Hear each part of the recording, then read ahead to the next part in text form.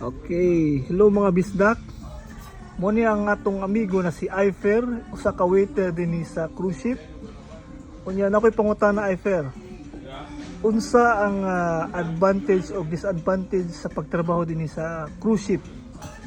Ang advantage is makatuyok ka tibuok kalibutan. Tapos Usa na sa pinaka main. Tapos dako og sweldo kumpara sa atoa. Correct. Then, Agree ko ana. Ang disadvantage naman sad is kuan, layo kasi mong pamilya, Correct. gamay og sweldo sa atoa. Nya kuan kanang Walay day off. walay day off sakto walay day off. Pero kaya ra. Ano mga kuan Pero kaya ra mga advantage trabaho. o disadvantage. Kapoy man siya pero Sulit. solid ang bayad. Correct.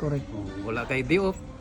Agree ko ana. Tapos imong kontrata 7 months. 7 months to 8 months na wala kay day off. Wala maski break, lunch break wala. Correct. Sunod-sunod straight imong duty. Si Pahinga lang kag kuan 2 ka oras. Mubangon na pud ka para mo trabaho na sad. Ngano na yung usa ka waiter. Unya stress pud no. Stress. Na Ang kamingaw imo lang nang agwantaw ang kamingaw sa imong pamilya. pero pareho ra ang trabaho sa Pinas ug diri no. Mo tanaw ko pareho ra no. Pareho siya pero ang dakog kalainan gyud ang sweldo. Sweldo, lagi Mao layo nang kayo. daghang mga Pinoy nga mo ani sa barko maski layo sa pamilya agwanta na lang kay tungod sa Correct. Ang sweldo layo ra kay diferensya no. So mo ni akong amigo. Salamat kaayo, salamat.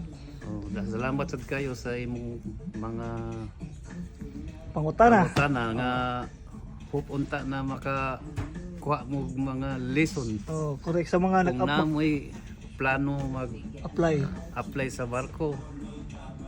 Padayon, Kailangan tibayan yung loob nyo. Correct. Pasensya, habaan yung pasensya. Para wala di makitag away. Para magdugay sa cruise ship no. Rock and roll to the world.